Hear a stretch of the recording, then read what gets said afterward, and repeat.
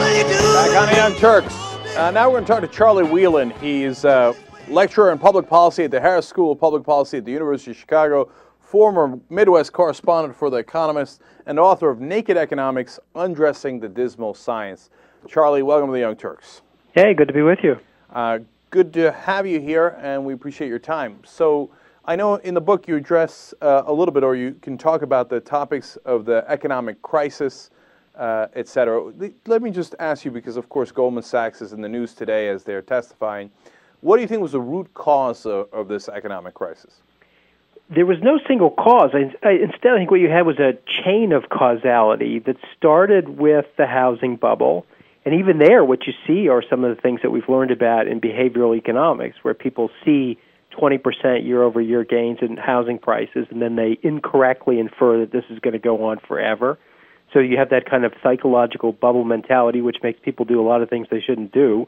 But then you take kind of your standard incentives. Economics is really about following the money and following people's incentives. So you had mortgage brokers who were willing to throw money at people who shouldn't have been borrowing it.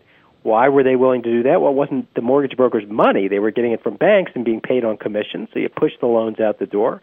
Why were the banks willing to make that capital available? Because they could securitize it and sell it off to Wall Street. Why would Wall Street buy it? Because they could sell it off to people. And pretty much that takes us up to today with Goldman Sachs. So there's kind of, at every link in that chain, you got people doing things that are not bad for the system as a whole, but they're perfectly rational, with the exception maybe of the bubble, when you look at them in isolation. Charlie, we just played a clip of Rush Limbaugh where he blamed the government for making Goldman Sachs give loans to poor people. Now, that's just, of course, nonsense, because Goldman Sachs doesn't do that. It's just, that's not their business.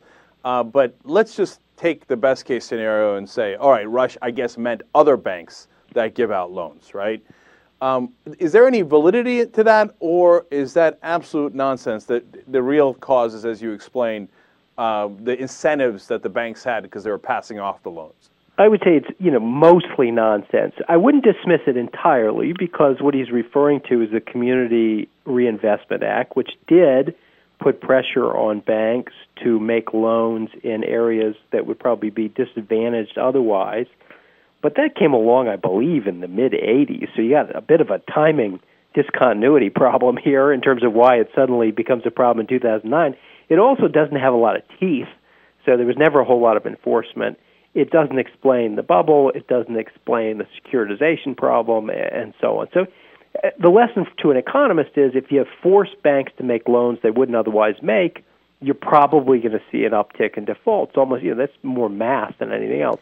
But right, no, but it's not like they were forcing them. These guys were making commissions off the loans, and they weren't keeping them. So you didn't have to force them to do anything. They couldn't wait to do it. Oh, right. In the current crisis, no, it was not at all about forcing. I was just talking about the Community Reinvestment Act in general. That's kind of a lesson just to file away. But no, I think in terms of this crisis, you cannot blame the government. Again, Fannie and Freddie Mac made things a little bit worse as well. But you got so many actors, and so many of them are in the private sector pursuing self-interest, as markets are supposed to do, and they certainly threw plenty of fuel on the fire. So let's talk about the refs, because that was brought up by some of the senators and by Rush Limbaugh. He thinks the refs are a terrible idea, that you should remove the refs.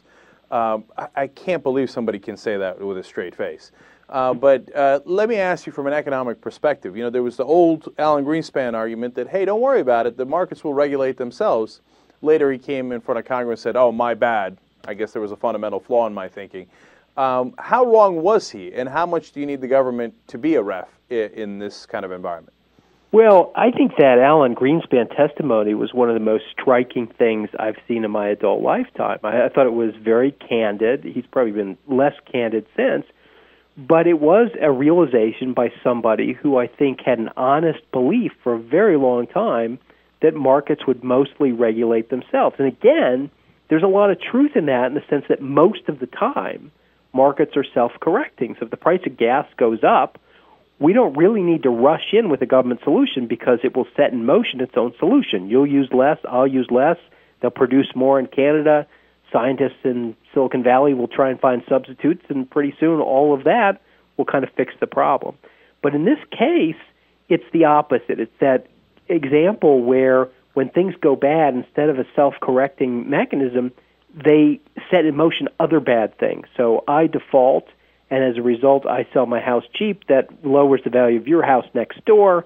That puts other banks in distress. Those banks stop making loans to healthy companies and so on. So this is one of those situations where it did not fix itself. Instead, you had a contagion effect like other kinds of bank runs, and a bad situation started getting worse. We're talking to Charlie Wheelan. He wrote Naked Economics, Undressing the Dismal Science. And finally, Charlie, tell me about what the book wants to accomplish. I know you address it in economics in simple terms so that people can understand it better, et cetera. Why do you think it's so important that people need to understand these complicated economic principles in simple terms? Well, for a lot of the reasons that we've just been discussing, most of our public policy challenges are rooted in human behavior, and the best way to explain and understand human behavior is by looking at their motivations. That's really what economics is about. And the book is not economics for dummies. It's really economics for smart people who never studied economics or who studied in a way that was so boring or irrelevant they never got what it was really about. And I think it's just a terrific way of understanding the things that we need to understand to address everything from school reform to Wall Street reform to healthcare and so on. All right, Charlie Wheelan, author of Naked Economics. Thank you so much for joining us on a day like this and shining some light onto the issues.